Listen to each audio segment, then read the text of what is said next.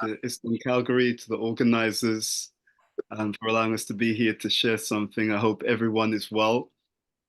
I can see the congregation in the temple room, and I know there's some devotees also online. So it's really wonderful to be with all of you again, and to share something as we all try to unfold on our journey, our path of bhakti. So they've asked me to read from First Canto Bhagavatam, chapter 7, text number 35 to 39.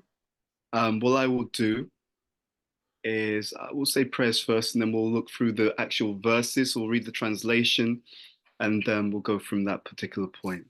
Okay. Om Namo Bhagavate Vasudevaya. Om Namo Bhagavate Vasudevaya. Om Namo Bhagavate Vasudevaya. Okay, so what I will do, bless you. What I will do is I can share because on my screen we have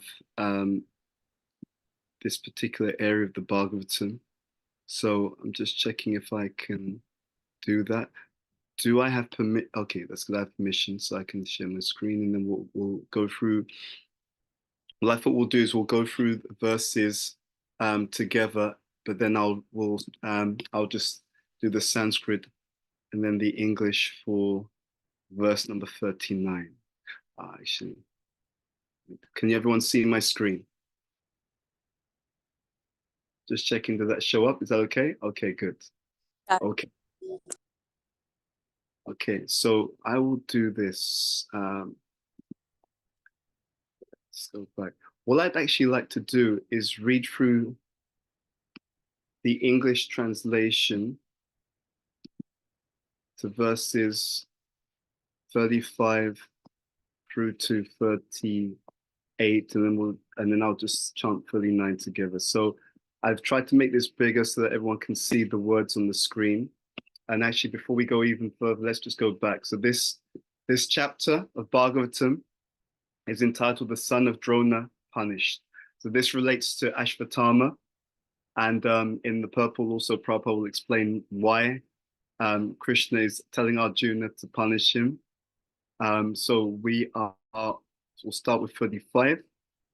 So after binding Ashvatthama, Arjuna wanted to take him to the military camp. Actually, 35, sorry. Lord Sri Krishna said, "Oh Arjuna, you should not show mercy by releasing this relative of a Brahmana, Brahma Bandhu, for he has killed innocent boys in their sleep." 36. A person who knows the principles of religion and does not kill an enemy who is careless, intoxicated, insane, asleep, afraid, or devoid of his chariot, nor does he kill a boy, a woman, a foolish creature, or a surrendered soul. 37. A cruel and wretched person who maintains his existence at the cost of others' lives deserves to be killed for his own well-being.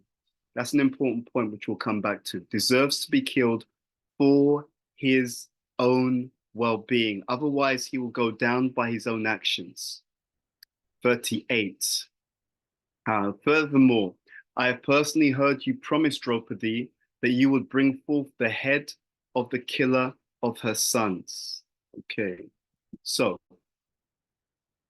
1739. So this is the Sanskrit, then we'll read the translation, and then we'll go into the purport and discuss from that point. Okay, so Tadaso Vadyatam Papa Atatayatma Bandhuhu Ambandhuha Batuscha Viprayam Virya Kritavan Kulapam Samnaha. Translation and purport by His Divine Grace Srila A.C. Bhaktivedanta Swami Srila Prabhupada Ki Jai. So, this is Krishna speaking to Arjuna. This man is an assassin and murderer of your own family members. Not only that, but he has also dissatisfied his master. He is but the burnt remnants of his family. Kill him immediately. Okay, purple. The son of Dronacharya is condemned here as the burnt remnants of his family. The good name of Dronacharya was very much respected.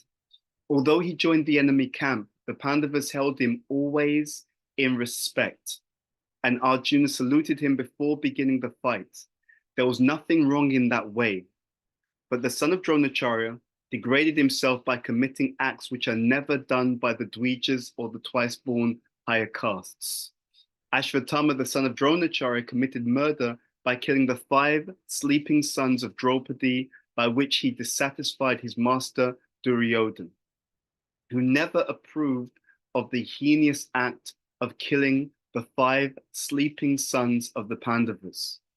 This meant that Ashvatthama became an assaulter of Arjuna's own family members, and thus he was liable to be punished by him. In the Shastras, he who attacks without notice, or kills from behind, or sets fire to another's house, or kidnaps one's wife, is condemned to death. Krishna reminded Arjuna of these facts, so he might take notice of them and do the needful. Okay, so we'll say Mangalacharyan, and then we will unpack some of the points in this area of the Bhagavatam. Omagyanatamarandasya Gyananjana Shalakaya Chakshu Militam Yana Tasmai Shri Gurave Namaha Shri Chaitanya Manobishtam Stapitam Yena Bhutale Swayam Rupa Kadamayam Dadati Swapadantikam Vandeham Shri Guru Shri Utapadikamalam Shri Gurun Vaishnavamscha Shri Rupam Sagrajatam Sahagana Raganatam Vitam Tvam Sajivam Sadvaitam Savadutam Parijana Sahitam Krishna Chaitanya Devam Shri Radha Krishna Padan Sahagana Lalita Shri Vishakam Vitamscha. Hey Krishna Karuna Sindhu Dina Bandhu Jagatpate Gopisha Gopika Kanta Radha Kanta Namostate Bhakta Kanchana Gaurangi Radhe Vrindavaneshwari Rishabhanu Sutta Devi Pranamami Hari Priye Panchakapatrabhyascha Kripa Sindhu Bhyevacha Patitanam Bhavanebhyo Vaishnavebhyo Namo Namaha. Shri Krishna Chaitanya Prabhu Nityananda Shri Advaita Gadadhara Shri Vasudi Gaura Bhaktavinda Hare Krishna Krishna Krishna Hare Hare Hare Rama Rama Rama Hare Hare.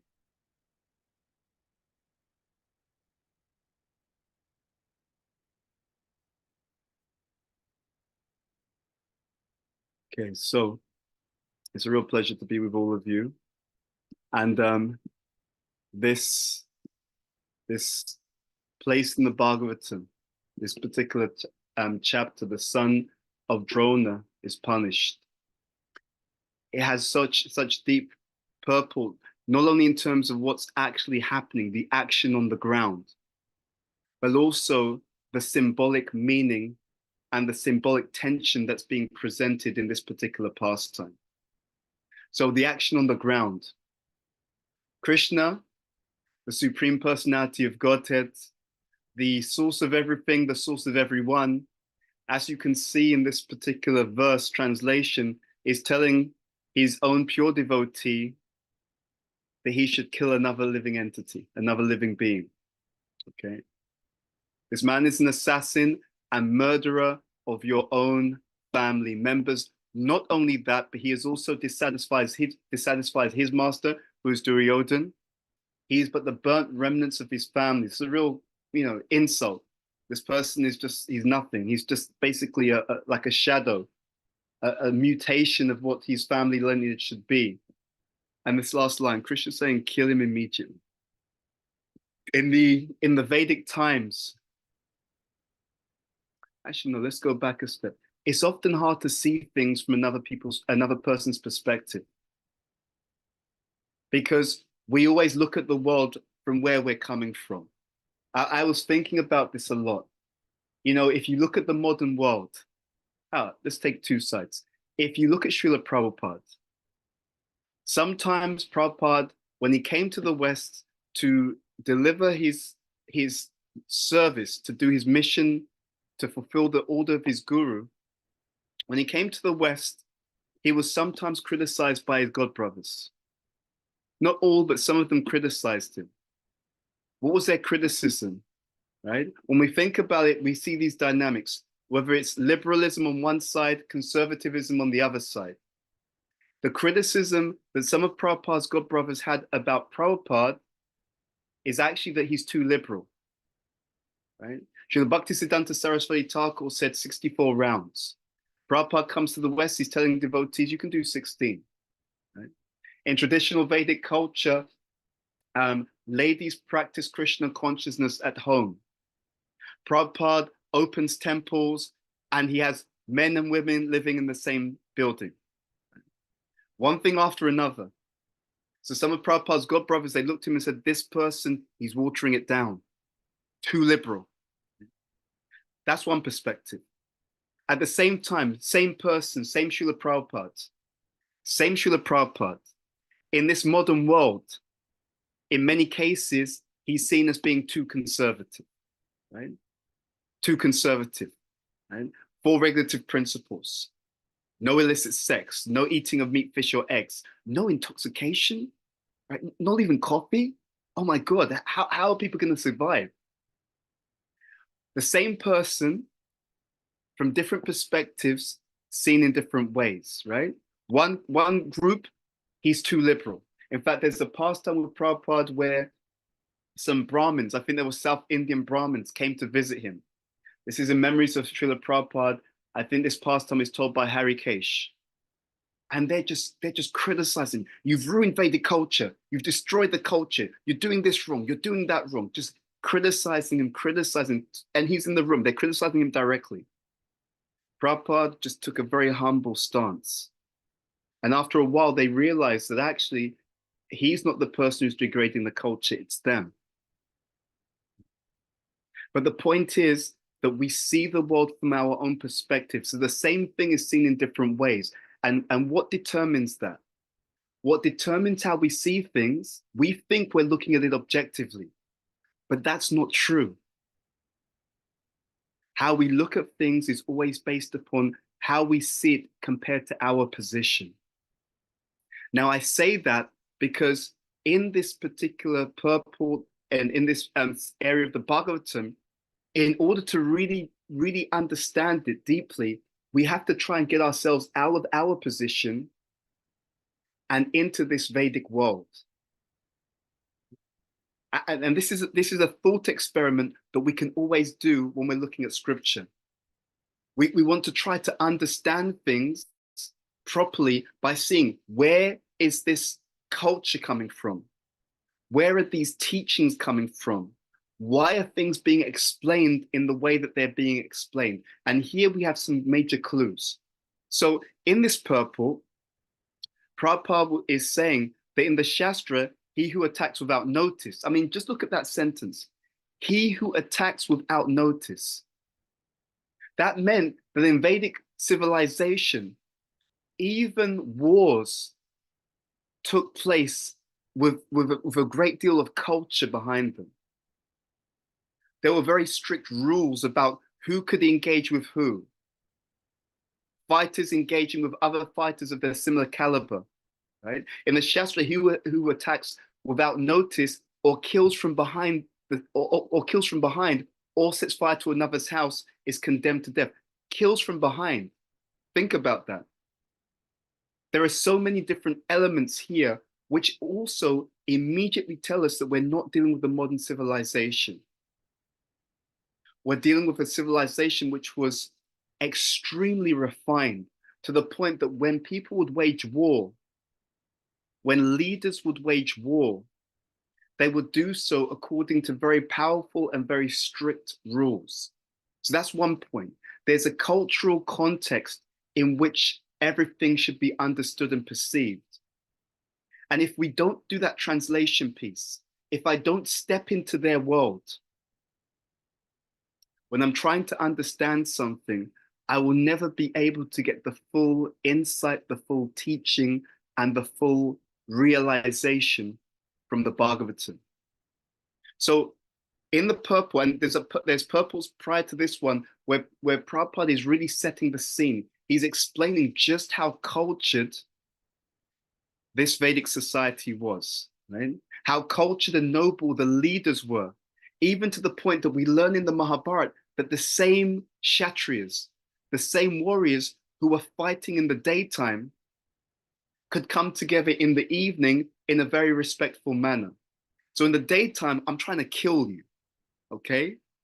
I want to wipe you off the face of the earth. I'm trying to kill you in the daytime. In the evening, it's a different story.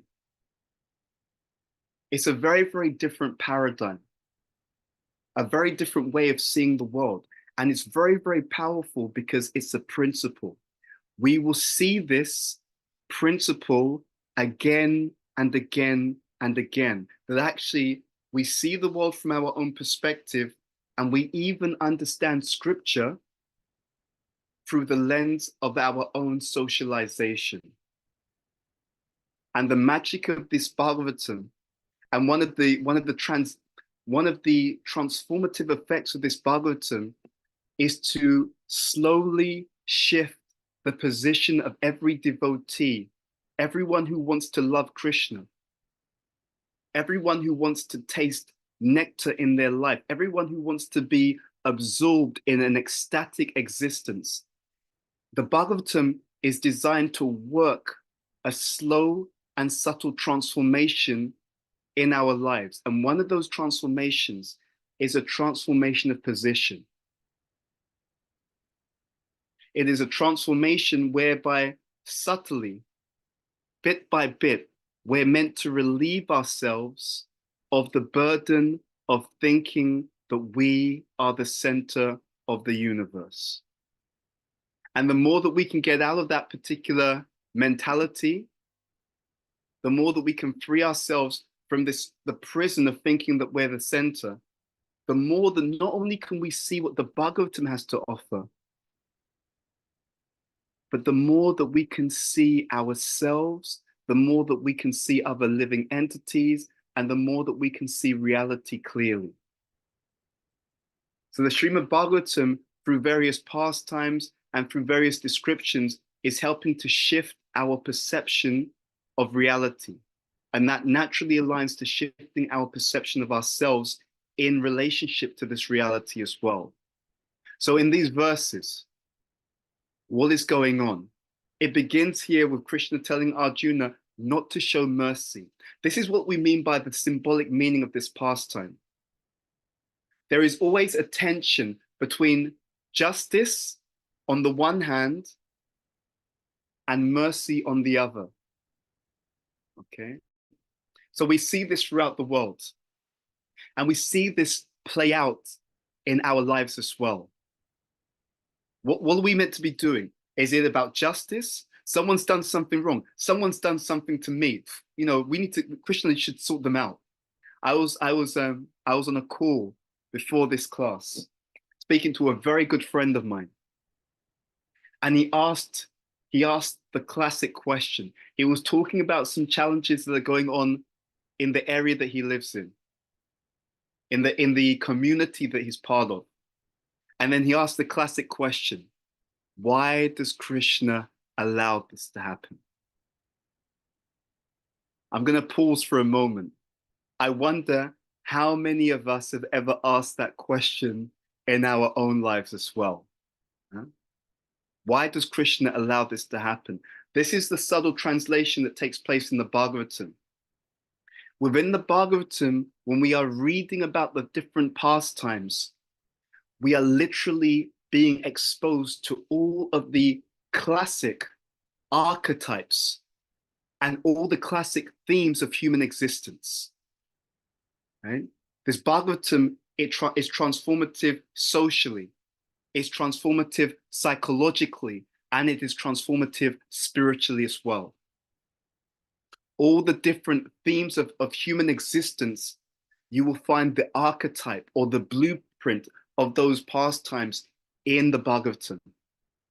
For example, when we hear about Dhruva Maharaj, we hear about a young boy who was told that he cannot sit on his father's lap.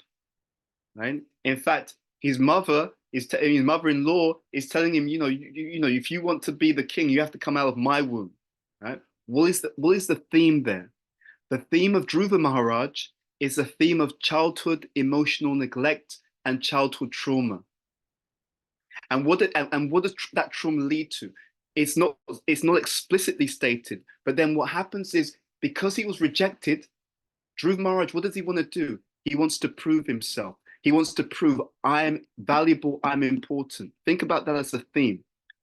My parents didn't show me that I'm important, therefore I want to prove that I'm important. And to the extent that I want to prove it, what do I become? I become hyper ambitious. I want to achieve something extremely great. And that's the pastime that plays out. Of course, Krishna, the mercy of the Lord is present. And so Dhruva becomes a great devotee. But one after another, themes take place within the Bhagavatam, and those themes resonate with the existence of humanity. So here, this tension. Krishna says to Arjuna, don't show him any mercy. This person, this Ashvatthama, he's killed your 5 sons, not just your 5 sons. He killed them like a coward. Right?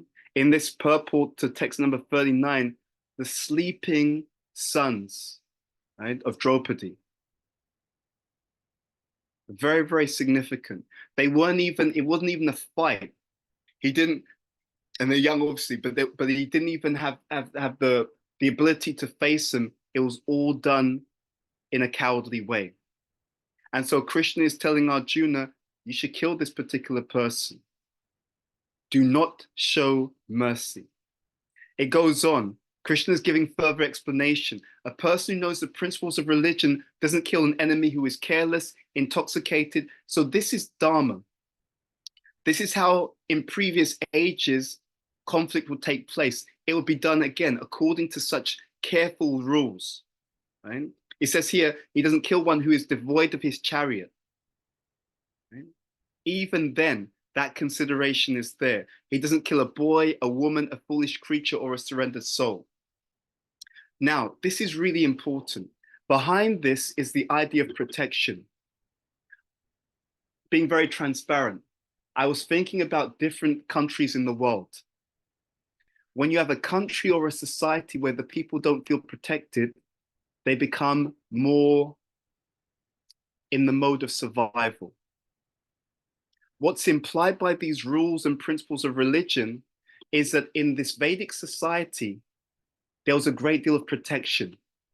People felt protected, they felt supported. Now there's an implicit meaning there, because in any culture where people feel more protected and supported, just like Maslow's hierarchy of needs, rather than being worried about their own survival, right?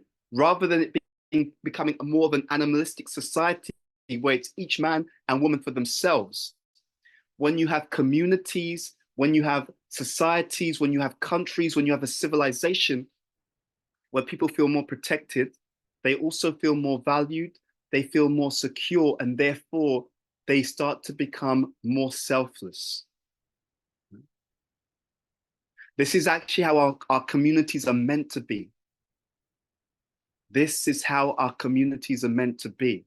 By that deep sense of interaction, by this deep sense of care, by this deep sense of support, it actually makes it easier for each and every member of that community to express their higher nature. And in this Vedic society also, there was still deterrent because there was a very realistic understanding that people also have a lower nature. One of the reasons Prabhupada explains why when someone commits a crime, they should be punished is not just to correct the individual who's done something wrong. It is also to send a signal to society that this type of behavior will not be tolerated. So behind punishment, the other side of punishment is protection. You see the point?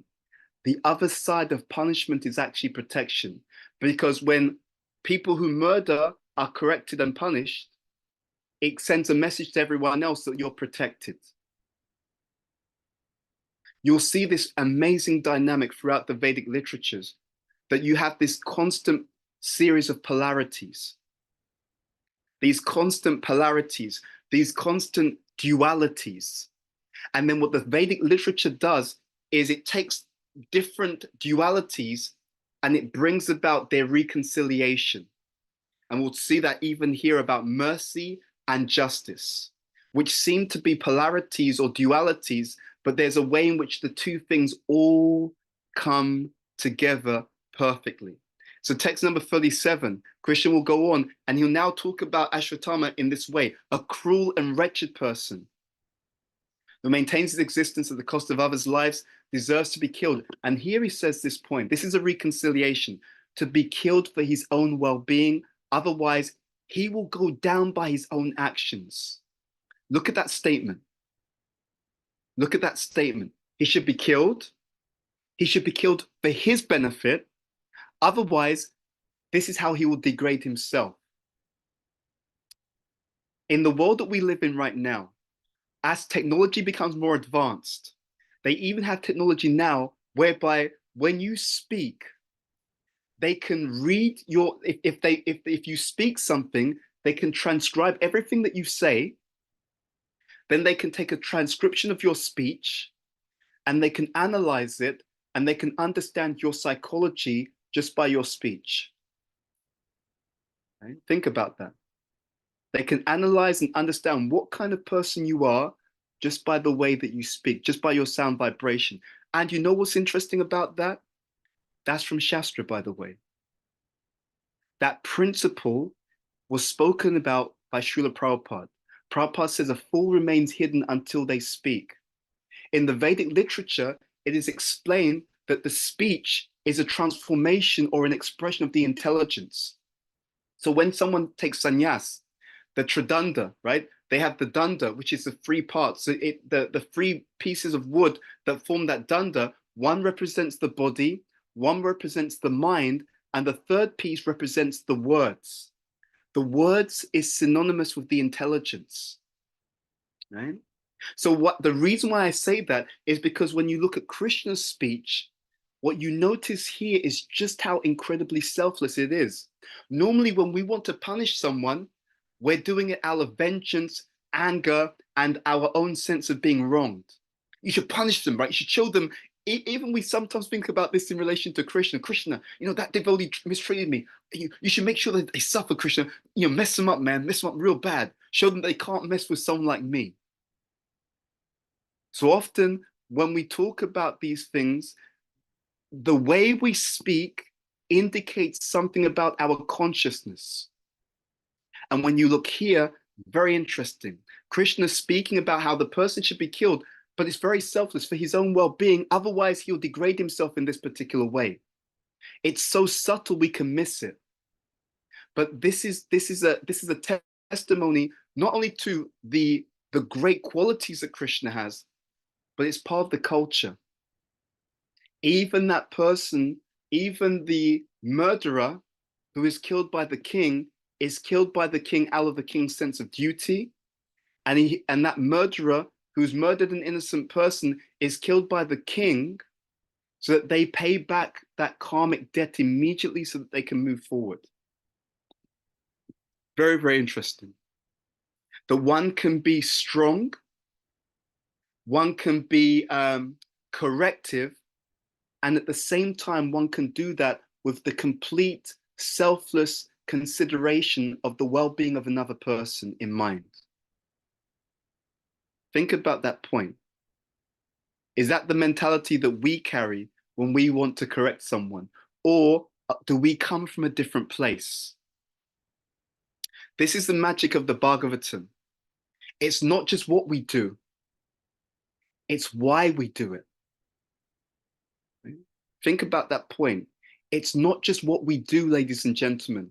It's the impetus. What's causing me to speak the way that I speak? What's causing me to act the way that I act?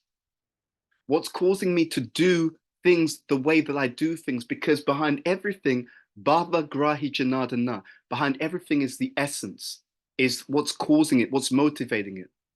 And Krishna accepts the essence of a devotee's service.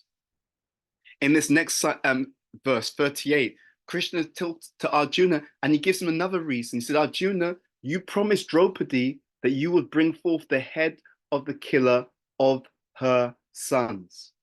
You promised her that you would kill the person who killed her sons. You made a promise. We know in the scripture that when in Vedic culture, when someone gives their word, right, it's extremely important. It's even more important if they're Kshatriyas, because for a Kshatriya, dishonor is worse than death. For a Kshatriya, if they say they're going to do something and they don't follow through, it can be seen as a sign that they're dishonorable, they're not worthy of respect. There's another reason for this, actually. Going back to this idea that the intelligence and the speech come together. If we say something, if we say we're going to do something, if we commit to something and we don't follow through, and we don't explain why we're not following through, we don't have a good reason for not following through, then actually it damages our intelligence. When we speak one thing, when we confirm one thing and don't follow through, it actually erodes the quality of our intelligence. It's extremely subtle. There's even secular research on this. There's secular research on lying. Can you believe it? There's secular research that says that when you lie, you actually mess up your own ability to understand reality properly. We know this is also true because we can see this according to the modes of material nature. We know that when someone tells a lie, they invoke the qualities of the lower modes. Rajas, tamas, right? So by lying, one invokes the qualities of the mode of ignorance and the qualities of the mode of passion. And what do those qualities do? They cover the consciousness. So I've given someone an inaccurate description of reality. That's what lying is. Lying is I've given an inaccurate description of reality to someone else. But because I've given them an inaccurate description of reality, I've also started to I've started to create some interference in my own ability to understand the same reality properly. That's why they say pride comes before a fall. What it means is if I do things in lower modes, I contaminate my own consciousness with a lower mode. By contaminating my own consciousness with the lower mode, I'm now less able to see reality clearly. And because I'm less able to see reality clearly, I'm less able to navigate that reality in an effective way. I'm more likely to misperceive. I'm more likely to make mistakes. I'm more likely to get things wrong. And therefore, I'm more likely to make decisions which will ultimately cause me to suffer. So behind the entire teaching of Krishna consciousness is Krishna's affection for his devotees. Why do I say that? What I mean by that is that behind the entire thrust of Krishna consciousness, every single word of the Shastra, every single word of the Acharya, every single word of the pure devotees is exactly the same selfless spirit that we touched upon earlier. In other words, every single statement of the Shastra is actually for the ultimate well-being of the devotee who follows those statements. Sometimes in our communities, we think, oh, you know what, I'll just tell a lie. Or, I don't like that devotee, I'm going to do some politics against him or her. You can do that. But what you do to them is actually what you're doing to yourself. Right? Whenever we do something against another living entity, devotee or not a devotee, we're actually damaging our own internal consciousness. And through consciousness, we're setting ourselves up to have a more suffering experience of life. Right? Setting ourselves up. Here, this pastime is perfect example. Ashvatthama, what he's done, he's going to have to pay a price for that. All that's being discussed here is, does he pay the price now or later? Right? That's the point. And that's the theme of this point. That's the theme of this particular place. Pay now or pay later. The question doesn't come up of whether you pay or not. That's not the question. The question is pay now or pay later. So what we want to do and what the Bhagavatam is trying to do is to give us this intelligence. To give us this intelligence to mean that actually my own self-interest lies in Vaishnav Sadachar. By always acting properly you do a number of different things. We do a number of different things by always acting within Vaishnava etiquette, not just the behavior, but the right mentality, the right motivation behind that behavior. Something amazing happens. I'm minimizing all my previous bad karma. Think about that. I don't know what kind of karma I have from the billions, trillions, unlimited numbers of previous births. I don't know what they are. I don't know what's going to play out 5 years, 10 years, 15 years from now. If I just act properly now, I can guarantee that I'm minimizing any difficulties and any suffering that I can have at all in my entire life. Minimized. First point. Second, if I act properly now in Vaishnava etiquette, I'm maximizing my ability to take shelter of Krishna. We are like individuals who are outside in the rain of Kali Yuga, and it's raining hard. But you know what? It's one thing to be outside in the rain. It's another thing when it's raining heavily and you're in a t-shirt and shorts. You understand what I'm trying to say, right? It's one thing you're in the rain and it's like, it's bad, but you got a jacket on. It's still heavy, but you got a jacket, you got a hat, something's going on. But we're the Kali Yuga rejects. We're out in the rain, we've got the shorts on, the t-shirt or a vest, and that means the rain is really hitting us hard. But there's someone across the road with a big umbrella, and that person is saying, look, if you take shelter of the umbrella, the rain won't touch you. Right? So technically you can say, yes, it's raining, but at the same time, you're completely remaining dry. That, ladies and gentlemen, that's the principle of shelter of Krishna. This is what Krishna says in the Bhagavad Gita. Yayatamam prapadyante. Right? As you surrender unto me, as you take shelter of me, I will reward you accordingly. So when we follow that Vaishnava etiquette, not only are we minimizing our previous karma, but we are also maximizing our ability to be protected by Krishna. And that protection is of two types. It is external, but it is also internal. We're also protected from our lower nature. Again, a theme of this particular pastime. The punishment is not only to signal to this individual that they've done something wrong. The punishment is also to keep our own lower nature in check. I want to be very transparent with you. I did an assessment recently, and the assessment is called Hogan Dark Side. It's a very expensive personality assessment. And what the assessment actually does is you answer some questions and it will tell you about all of your, they call them derailers, right? All of your potential unconscious negative traits. Okay, so all the things that if you're not careful, they could derail you. If they're not in balance, if they come up, all the things that could cause you to say, act, think, do something that leads to negative outcomes in your life. And I found it was incredibly interesting. It was incredibly interesting, right? So this idea that we all have these, let's say, unconscious patterns.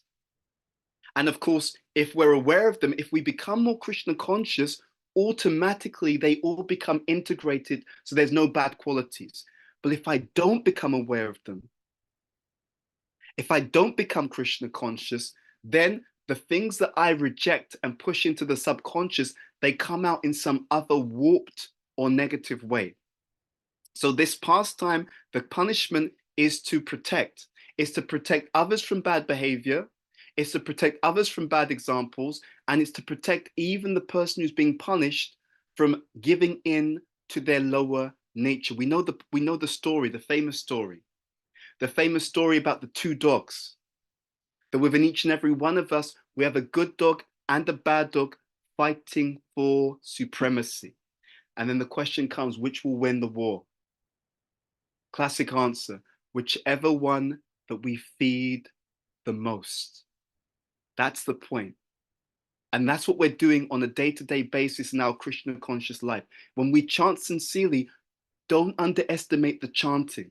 When we chant sincerely, you're empowering the soul. You're empowering the real self, the higher self. And when we engage in materialistic activities, we're empowering the false ego. Think about that. So Christian will go on to tell Arjuna, you made a promise already that you're going to kill the you told Draupadi you would kill the people who killed her son, the person who killed her son. Then text 39, this man is an assassin and murderer of your own family members. Not only that, but he's dissatisfied his master. Kill him immediately. He's a burnt remnants of his family. Kill him immediately. So bringing all of this together, our spiritual teachings are there to nourish a certain side of us. When we engage in proper behavior in the community of devotees, we actually protect not just other people, not just the other devotees. When we engage in proper behavior, we actually protect ourselves. We protect ourselves now, but we also protect ourselves from the reactions of our past activities, which will play out in the future. So going back to this point that was said to me by a devotee friend earlier today, why does Krishna allow this? There's a saying that we are not punished for our sins, but we are punished by our sins. When we think wrong, when we speak wrongly, when we act wrongly, we actually damage ourselves, and we automatically make decisions and choices which will cause us corrective activities, corrective reactions in our lives. In other words, and I've been saying this as a theme in classes I've been given recently. In other words, in many cases, or practically in all cases for the normal conditioned living entity, our enemies are our previous incarnations. Think about it. Our enemies are our previous incarnations. Our enemies are the people who we were in previous lives. They're a reflection of the type of individuals that we were in previous lives. And that is what and it's a very powerful thing if you can meditate like this. That behind every behavior, I'm being reunited with a thought that I put out into the world many lifetimes ago or earlier in this life. I'm being reunited with a previous way I spoke within a previous life or earlier in this life. I'm being reunited today with previous activities that I engaged in a previous life or earlier in this life. It's always a reunion. But the special feature of Krishna consciousness is when we receive that reunion, we can receive it according to a certain level of consciousness. This is perhaps the greatest gift of Krishna consciousness. It is a gift of the transformation of consciousness. Let me give you an example. So let's say that in this lifetime, a particular devotee is meant to lose a million pounds or dollars. Let's say dollars. So there's a particular devotee, when the devotee reaches the age of 35, they're meant to lose $1 million. Because many lifetimes ago, they stole people's money, they squandered people's money, etc. Okay. Now in this lifetime, what happens? But this lifetime, they come to Krishna consciousness when they're very young. And they really engage sincerely in devotional service. They serve the devotees. At one point, they become wealthy, but what do they do with that wealth? Rather than just squandering it for themselves, they try to invest that wealth in Krishna conscious activities. They use it to build temples, to serve the deities, to facilitate the sadhus. They are using that money. They're recognizing it's not my money. It actually is Krishna's own money. So let me utilize it in the way that Krishna will be pleased. So on their 35th birthday, they lose £1 million. That was their karma, to lose £1 million on their 35th birthday. But because of the way that they spent their life engaged in devotional service, the same day that they lost £1 million, they lost $1 million, they gained $2 million. This is how the reality works. 3 levels. The level of Dharma or Adharma. This is the way that we're acting in today's society right now. Dharma or Adharma. Above that, the level of karma, the reactions of our past pious or impious activities. And then for the devotee, the third level, bhakti. So dharma, for the last year, I've been eating very, very healthily and I've been exercising. So good dharma, good behavior, good conduct as far as my health is concerned. Above that, karma.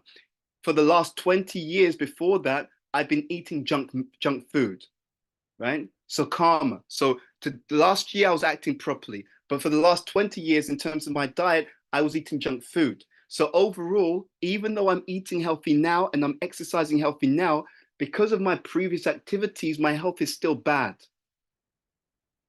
It's still bad because my previous activities are connecting in the present moment with what I'm doing properly now. But then above that, there's Krishna. Above that, there's bhakti. Where that comes in is if I've taken that shelter of the umbrella, if I'm fully under Krishna's umbrella, then actually so many other things can change, even though I don't deserve it.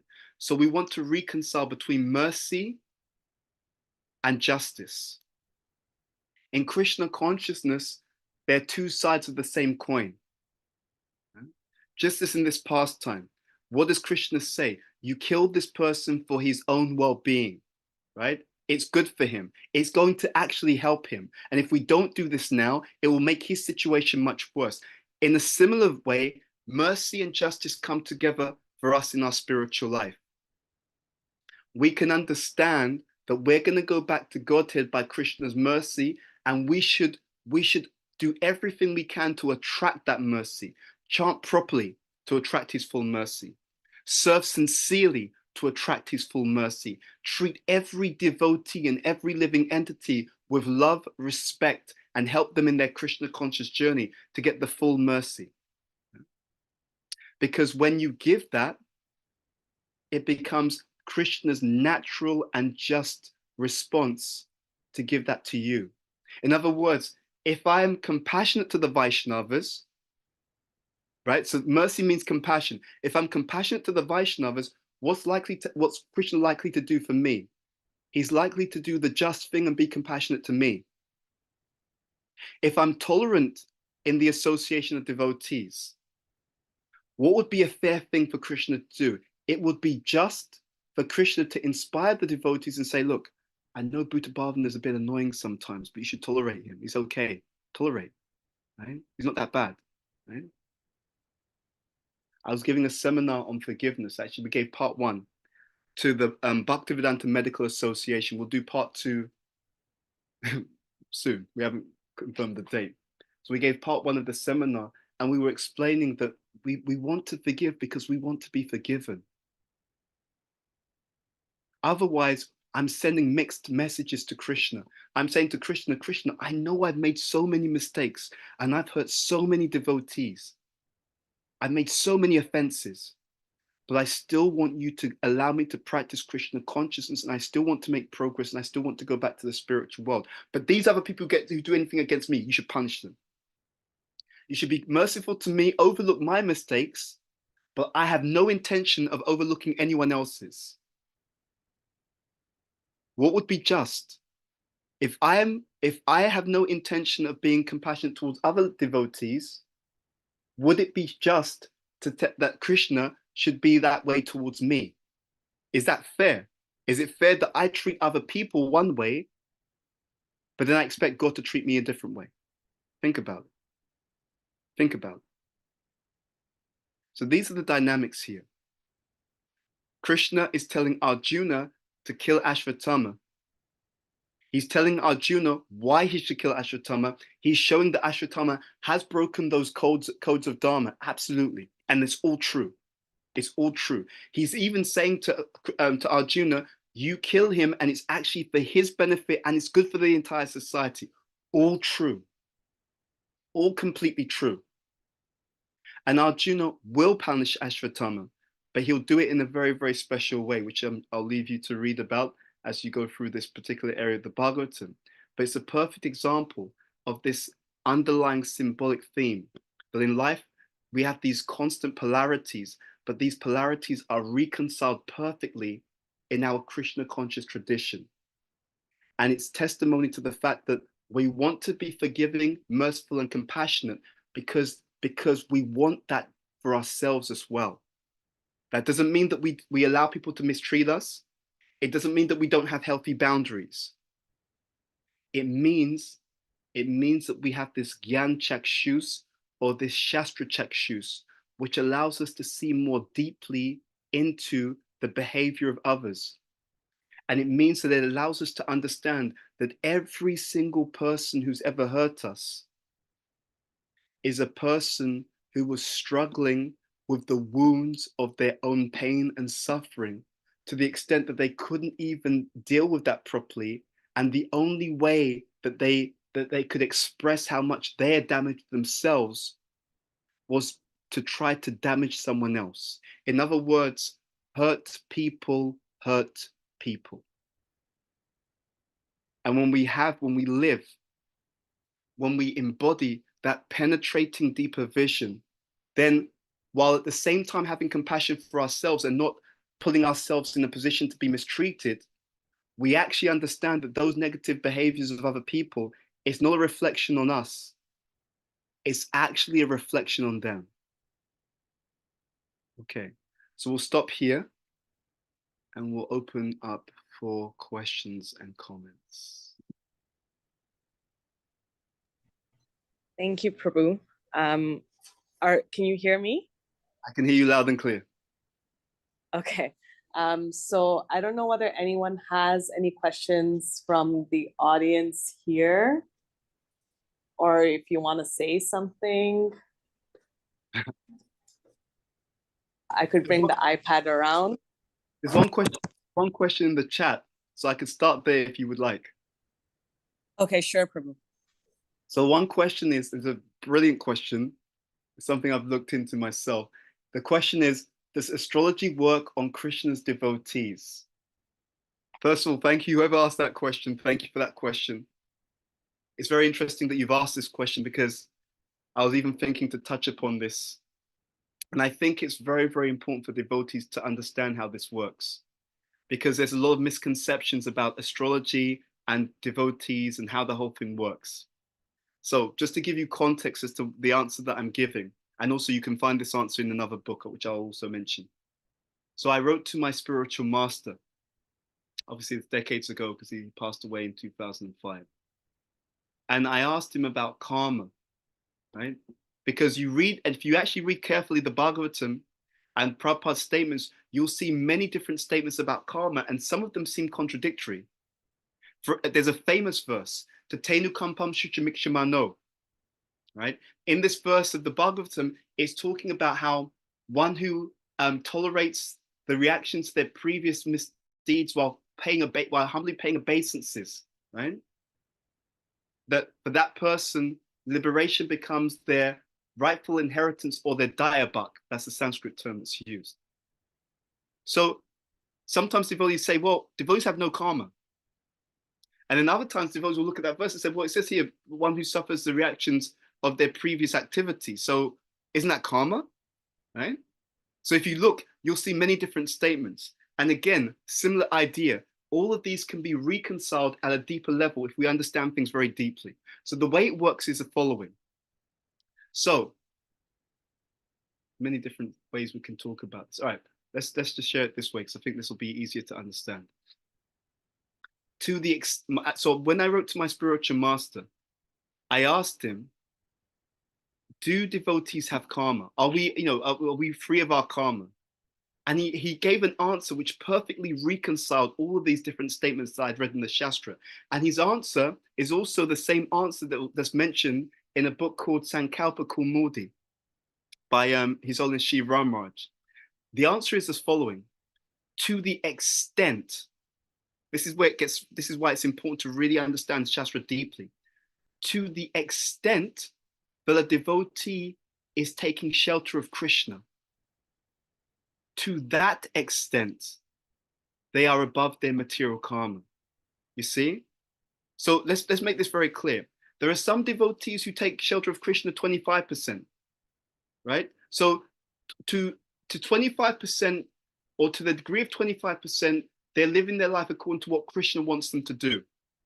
and we could say according to their guru's direction, right? Both the letter of the law and the spirit of the law, meaning that it's what the guru wants them to do, the specific instructions they've been given, but it's also the spirit of the law, meaning that on a day-to-day basis, they consider what would Guru Maharaj want? How would Guru Maharaj want me to act, react, think? So some devotees are taking shelter of Krishna 25%. So to that degree, they're above their karma, but the other 75%, that's karmic. Other devotees are taking shelter of Krishna 50%, right? So to that degree, 50% of their lives is still karmically influenced. Other devotees are taking full shelter of Krishna, like Srila Prabhupada. And because they've taken full shelter, they are like the person under the umbrella and they're fully protected. That's point number one. There's more to it than that, though.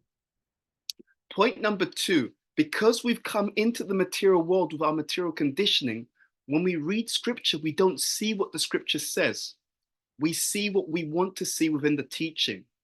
So if you carefully examine many devotees, when they say that, I'm a devotee, therefore, I'm Krishna, I have no karma, what they really mean is, I shouldn't have any bad experiences happen to me. Think about it. That's what many devotees mean. When they say, but if I'm a devotee, there should be no karma. If you said to them, okay, we're going to take away your karma to become a millionaire, you'll see their face will drop very quickly. That part of their karma, no, it's like, no, that bit I'd like to keep. That's all right. That part of the karma, but that's material piety.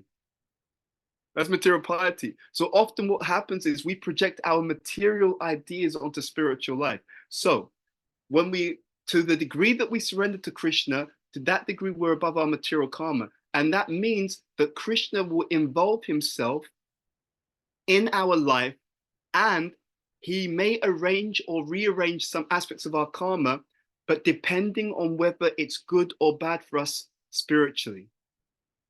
Now, this is where it gets a little bit sensitive, because we like to think that actually, I grow when things go well for me in Krishna consciousness. Devotees are nice to me. I'm growing so much in Krishna consciousness. We did this project and it was really successful. I'm growing so much. But you know what? Let's be very honest. Sometimes our greatest spiritual advancement has come through difficulties. Sometimes our greatest spiritual advancement has come through challenges, obstacles, even health issues, external issues, social issues. Sometimes our greatest growth has come through our so-called negative experiences. And Krishna knows that. He's not stupid. He knows that. So if a devotee surrenders, first of all, there's the degree of surrender. But once they've surrendered, it doesn't mean that nothing challenging will happen to them. It doesn't mean that at all. Krishna may see that this devotee has some bad karma because of something that they've done in their previous life. And he may see, you know what, they've fully surrendered to me. I'm still going to give them that negative karma because they're going to be able to use that as a catalyst for becoming more Krishna conscious. So we should be very clear. Surrender means that we will experience everything from a place of deeper consciousness, and we will be protected by Krishna, but that protection will be ultimately our devotional advancement. Surrendering to Krishna doesn't mean that all of our bad karma, nothing bad should happen to us. That's a misconception. At the same time, when we surrender to Krishna, we do, in all honesty, have everything minimized. And when we surrender to Krishna, because we know the laws of reality, we do genuinely have less challenges that happen to us in our lives because of that surrender. It's true. So that is a side effect. But when we surrender to Krishna, it doesn't mean that everything should just be externally nice and straightforward and so-called externally positive. No, it means that whatever's required for us to really grow, that will come into our lives. There are some devotees, they're very pious. And when they surrender to Krishna, they have so many challenges in the material world. Why? Because that piety means that they want to be comfortable here. It's like a prisoner who wants to be comfortable in the prison cell. There are prisoners like that. My spiritual master spoke about how sometimes you have a prisoner, they're so conditioned to being in the prison. They've been there for years that when they're let out, they don't want to leave the prison cell. So when they're forced to leave, your sentence is finished. You have to go back into society. No, I don't want to go back into society. I want to stay where I'm. No. You have to go back into society. So what do? They leave the prison because they're forced to. They go to the nearest shop. They smash the window, and they just stand there. And why are they standing there? They're standing there because they know that the shop owners will call the police. The police will come. The police will arrest them. And what will they do? They'll take them straight back into the prison. So sometimes even someone who's materially pious, they're so comfortable with the world that Krishna sees that because you're so attached to this material world, for you to make spiritual progress, you would probably need some situation that will help you to develop some more detachment, less holding on to just a materially so-called pious life.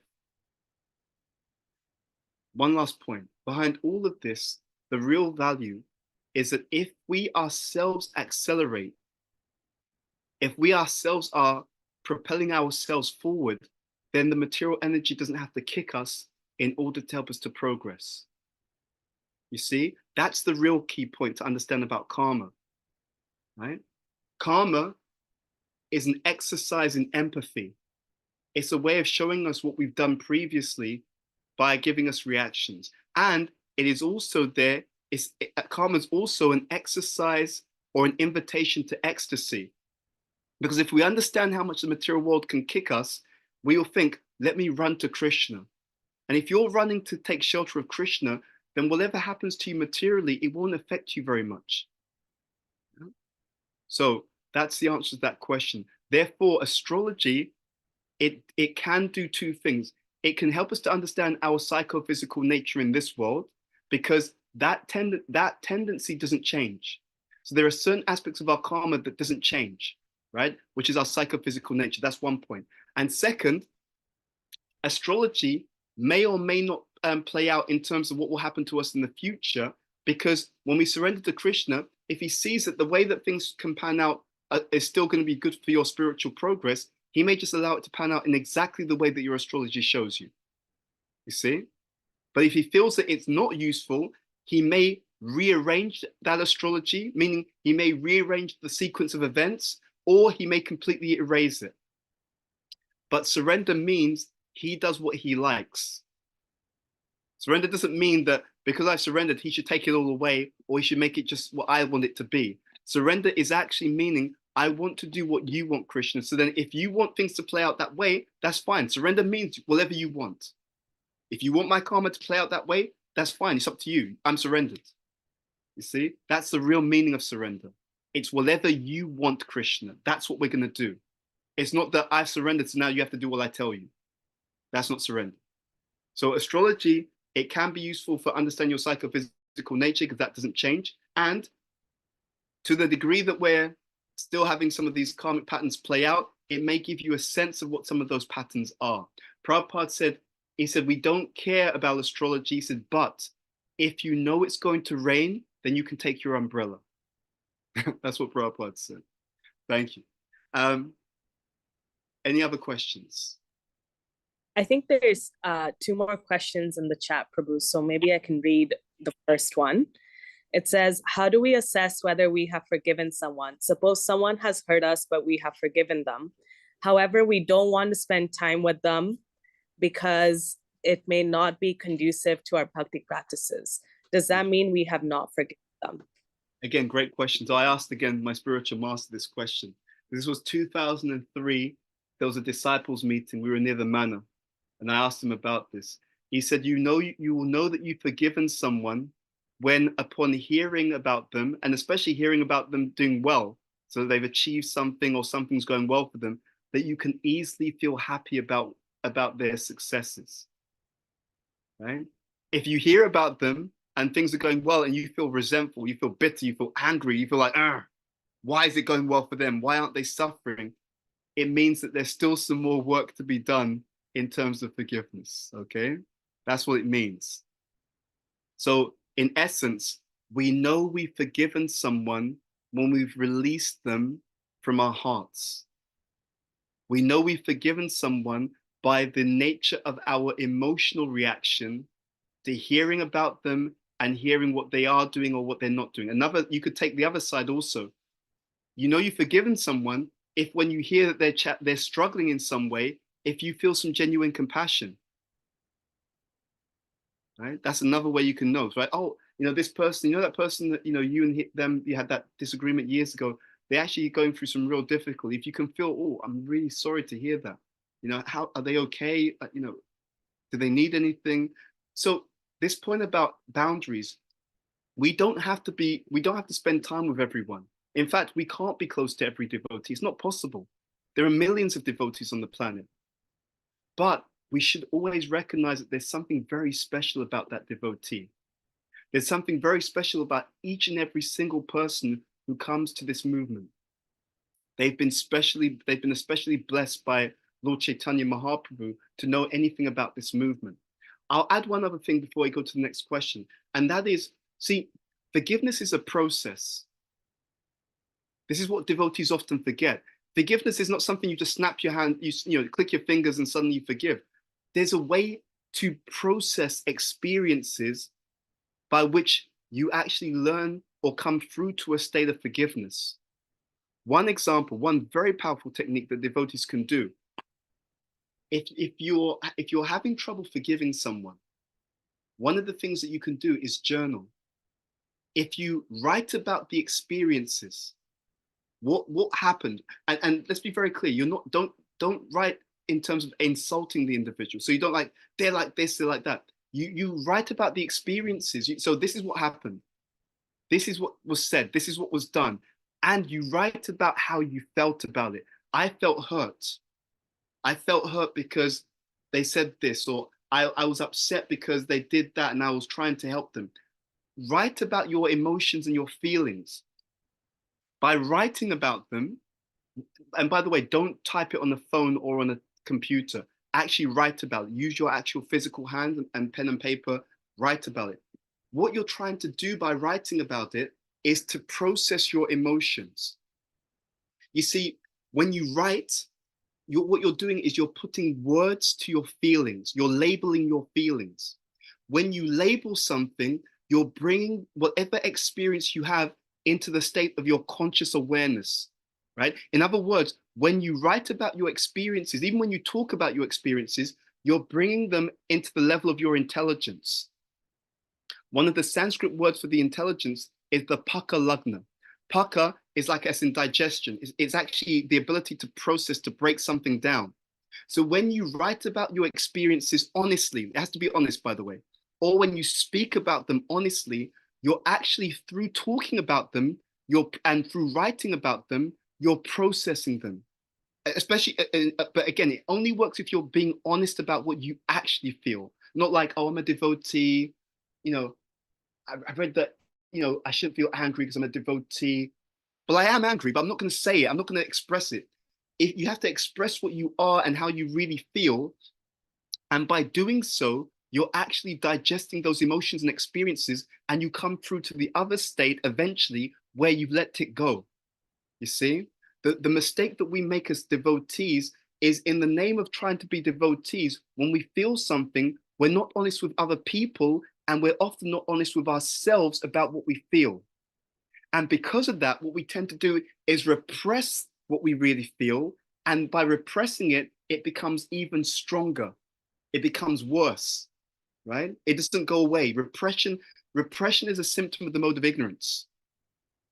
Processing something, acknowledging our feelings, working through our feelings is a symptom of the mode of goodness.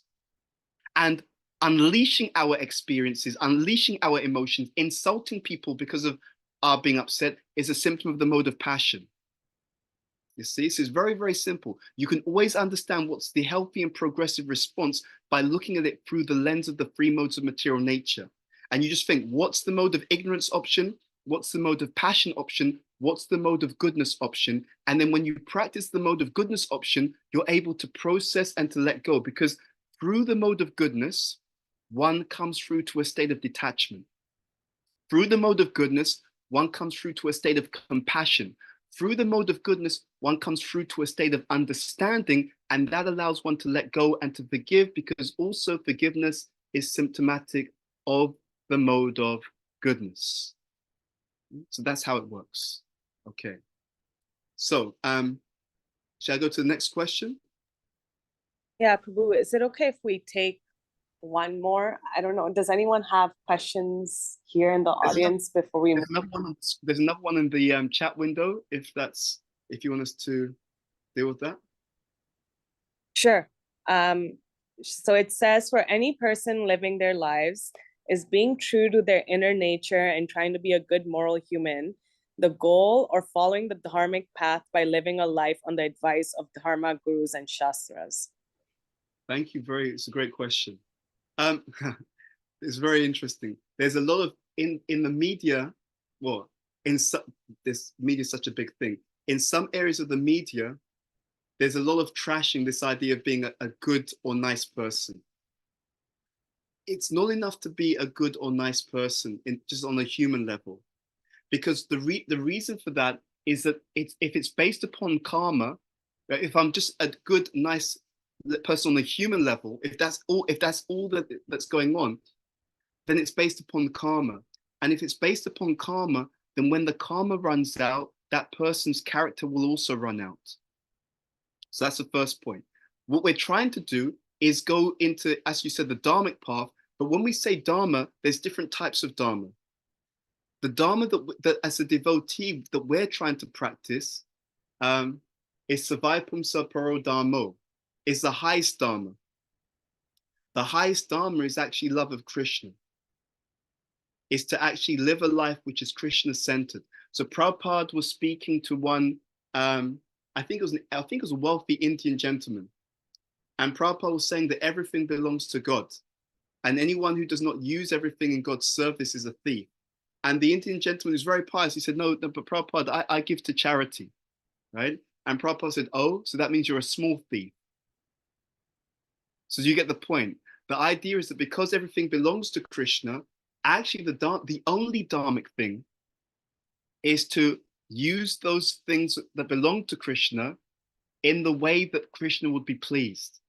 So I may be a nice guy, but because I'm using the resources of the world, which are coming from Krishna, but I'm not offering them back to him, then I'm stealing his resources. Even though I'm being nice to other people, I'm taking his resources for myself and maybe sharing them with a few others. That's not considered to be full or pure dharma. So what we're meant to do is to follow the level of dharma, which is the paradharma, the highest dharma, which is to live our lives in a way that's Krishna-centered. And if we do that, that's the real advice of Guru.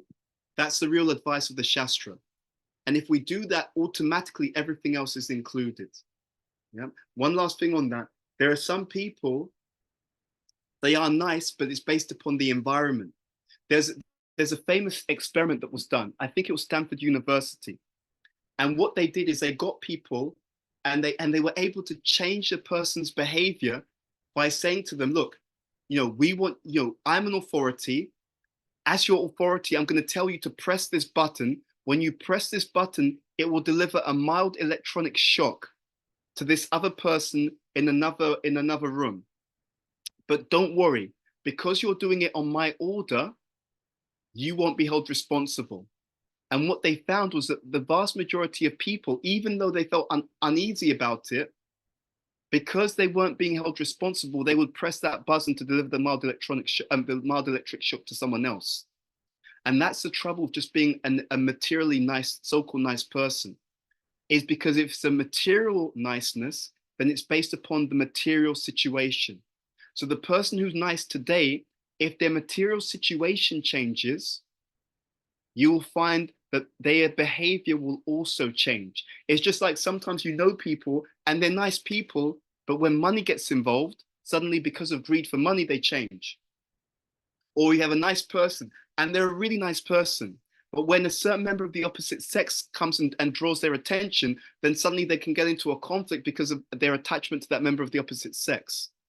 So the trouble of just being a materially nice person is that you're at the control of material circumstances, And when the material circumstances change, that can easily change the behavior. I'm going to give a very intense example. We hear about, world wars, and we hear about people like Hitler, and we hear about the mistreatment of Jews in Nazi Germany. And we say in the modern world, that's absolutely disgusting and it's horrible, and it was. But we should be very careful to consider that if we were in a society where the norms were that it's okay to mistreat a particular group, and if it was normal, and all the authorities did it, and if it was the propaganda, just ask yourself this question. How many of us in this room would have the strength of character to go against that norm when all the authorities, all the job opportunities, all the acceptance in the society was saying that you're accepted if you go along with this? Think about it carefully. How many of us would think that even at the cost of my own social acceptance, well-being, job opportunities, social, community, acceptance, even at the cost of all of these, I'm prepared to stick my neck out and say that, no, this is wrong? Would you be that person who could go against the norms like that? This is what I mean by the materially nice person. It's nice based upon the external dynamics around us. Krishna consciousness has the power to take us above that if we cultivate it. Okay. Thank you, Prabhu. We'll just take one last question and then we'll wrap up if that's okay. So the last question is, how do we approach reconciling with an individual in a Krishna-centered way? It's beautiful. That's a beautiful question. We have to consider the specifics of that situation. So when I say that, what do I mean? So let's say that there's been some kind of disagreement between us and another person. How do we reconcile it in a Krishna-centered way? There's many Krishna-centered ways. I'll share a few approaches, then I'll share a higher principle. It could be speaking to that person directly and addressing the issue in both respectful but honest ways. That's one way of doing it. It could be through mediation if that situation requires it. So we have a third party and we talk through the issue. It could be through addressing it through their authorities or through our authorities. Okay. It could also be sometimes that we just have to see that we can't address it with that person directly. Because I can't address it with that person directly, let me see what I can change within my own consciousness so that it doesn't affect me anymore. That goes back to forgiveness, by the way. One of the ways in which I can become free of being upset with someone is by forgiving them. If I forgive them, I let them go. I stop them continuing to hurt me by replaying everything that they said. So everything that they said, everything that they did, everything that they put me through. If I keep replaying it, I'm allowing them to hurt me again and again and again and again. So one way I can reconcile is by changing myself. Now, of all of those possible techniques, there's a higher principle. See, the higher principle, the greatest principle is to understand, what does Krishna want me to learn from this and how does Krishna want me to respond? That's the greatest reconciliation. Right? But that requires a bit of depth. How does Krishna want me to take this? How does he want me to respond? If we practice spiritual life properly, then we are like someone in the ocean. There are some people in the ocean, they're at the surface of the ocean. So when it rains, they get wet, they get the rain coming down on them. Because they're on the surface, they get thrown by the waves of the ocean. There are other people in the same ocean, but they're at the depths of the ocean. If we exist at the depths of the ocean, which is analogous to existing at the depths of our consciousness, then even when things happen to us, it will not affect us in the same way because we are experiencing life from a much deeper level of consciousness. So the trick or the power in our life, the opportunity in our lives is to not wait till some challenging situation comes. What we should do every day is try to go deeper into the ocean of spiritual consciousness. And if we keep going deeper into the ocean of spiritual consciousness, then we will experience everything but we'll experience everything from that deep place. And when we experience things from that deep place within our consciousness, then some of the things which are happening on the surface, you know what? They won't even affect us. We won't even take offense at what people do. And therefore, we won't even sometimes need to reconcile. And if we do address something, just like in that verse that we read earlier, we'll be addressing it for the well-being of the individual, not because we're still upset, disturbed, etc. But it's a journey, and I want to emphasize that as the last point. We can't artificially just jump to that state. We have to acknowledge where we are. We have to acknowledge where we want to be, and we have to do the often slow processing work and devotional work and purifying work to get to that particular space. I hope that answers the question. Thank you so much, Prabhu. So I just want to, I know I can't use the mic, so hopefully this will be okay. But on behalf of ISKCON Calgary and everyone here and everyone that joined us online, I just want to thank you for taking your time to be with us this morning and being so diligent in providing us with some wonderful insights, but also answering our wonderful questions. We hope that we can plan a visit for you here in the future and have your actual Vapu association rather than your Vani. But we hope we'll see you in a couple of months, and we'll go from there. Thank you once again, Prabhu. Thank you, and I look forward to being with all of you in person at some point in the future. Take care. Hare Krishna.